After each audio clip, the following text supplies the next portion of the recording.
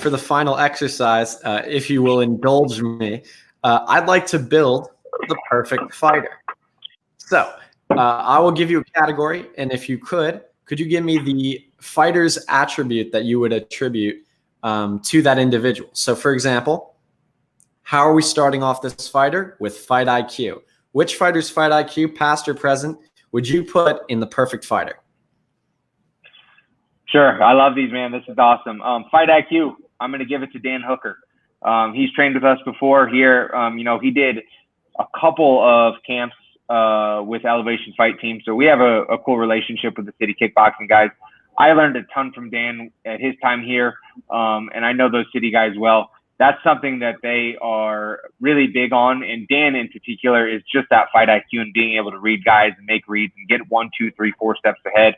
So fight IQ for sure goes to Dan Hooker. Got it. Whose boxing are we adding? Boxing. Are we talking MMA boxing? Are we talking pure boxing? What kind of fighter are we building here? Just all around? Right. We're building a perfect MMA fighter. We're going to do boxing, then kicks, then elbows, knees, clinch, offensive and defensive wrestling, submissions, heart, and chin. If you've got the time. Yeah, of course. Yeah, boxing, man. Let me see. Let's go with McGregor. I love his pressure counter fighting game. He's such a sniper with the left hand. He does a good job of using the right hand to stay busy too. So in terms of his accuracy and his power with his punching specifically in MMA, we're going to go with Conor. Yeah, Conor's definitely up there for a lot of people. I mean, we've seen what he can do, and it's pretty much unmatched. Now, moving on to the kicks. Now, I understand this can be a difficult one, but whose kicks would you assign to the perfect fighter? I'm going to have to go with Edson. I think Edson's just one of the most dangerous kickers in the game.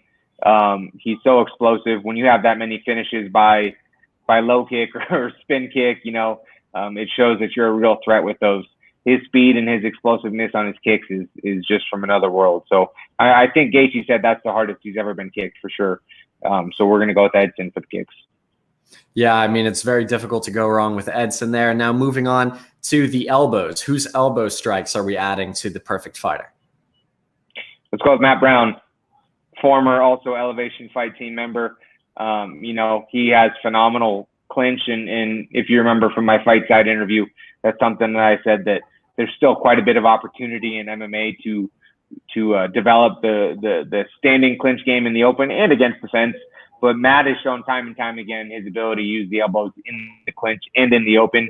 And he's got phenomenal elbows. And that's credit to his coach, Dorian Price, who's a American Muay Thai OG. So shout out to Dorian for that. But yeah, Matt Brown for the elbows. Right. And obviously this next category, it may bleed over. Whose clinch are we adding to the perfect fighter? Matt, yeah, Matt's going to probably take that title too. He's got phenomenal clinch. Although, someone that I would like to add that we still haven't seen a ton of, but we are going to see more of it. And he has some of the, maybe not the most underrated or not well known, but it's really dangerous clinches, Neil Magny. You can imagine with his frame and his length and his, just his height and that size in that division, he has some really, really nasty clinch. And I think we're going to start seeing more of that in his fights. So let's go Matt Brown / Neil Magny for that one. Yeah, Magny's frame is definitely something that you'd like if you were building the perfect fighter, and he uses it very well. So I can definitely see that. And moving on from the striking aspect more to the grappling, whose offensive wrestling are we giving the perfect fighter? Got to be Khabib, I think.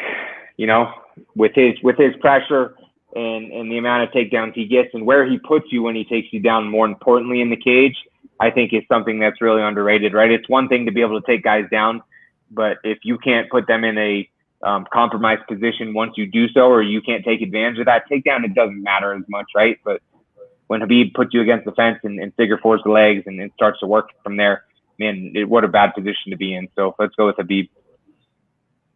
Right. And this is one that a lot of these, when you see Build the Perfect Fighter on, say, Twitter or Instagram or in an interview, one of the categories you don't often see is defensive wrestling. And I think you're uniquely qualified to answer this, because coming over from pure striking to an MMA gym, you've said in previous interviews that learning how to mix the striking with the grappling and how to add those transitional skills has been a big point of emphasis for you. So whose defensive wrestling would we give the perfect fighter? Justin Gaethje has some of the best scrambling ability that I've ever seen in the sport. I know a lot of people haven't seen it, in his fights because, he's not wrestling a ton, and a ton of guys haven't necessarily wrestled him. There have been some instances, but his scrambling is absolutely phenomenal. I've seen him, I've seen guys, dead to rights on a shot with him, and he's found his way out of those positions, hips fully committed, and he's ended up on top or back out. So we're going to go with Gaethje for the scrambling ability, and I think we'll probably be able to see that in the next fight. Right, and then moving on, we have the offensive wrestling and the defensive wrestling. Whose submissions are we giving the perfect fight? Oh, that's a good question. Submissions. This is obviously not my field per se, so I'm going to have to rack my brain here a little bit, I would say I'm going to go with Demian Maia.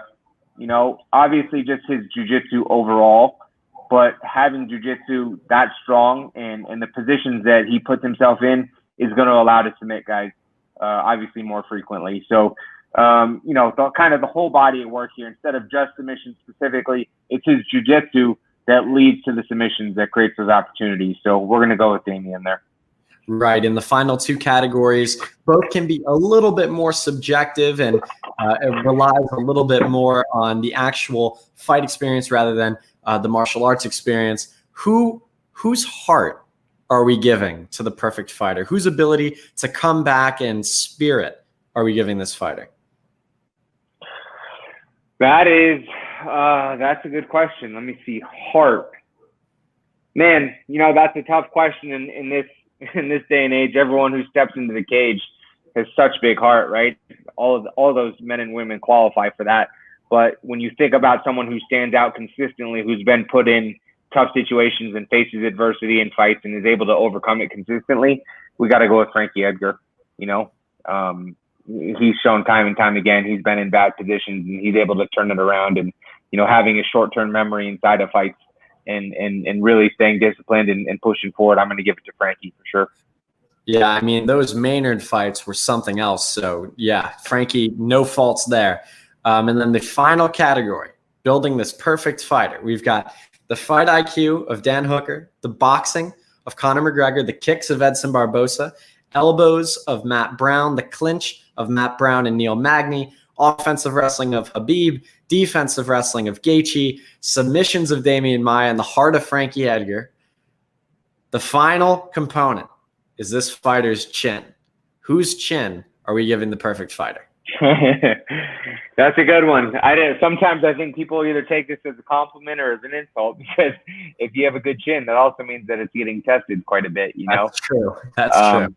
Look, man, I'm going to give it to Tony Ferguson after last Saturday, I don't think his chin has been tested like that quite before, and for him to be able to withstand those shots and stay in that fight was really something truly amazing. Sometimes having a chin like that can be a detriment, right? Sometimes it's almost better to go out early and get caught with something clean and not take damage than to take sustained damage for 25 minutes. But, Tony stayed in that fight. He took big shots and he kept coming. That is heart and that is chin, but I'm going to give best chin to Tony Ferguson.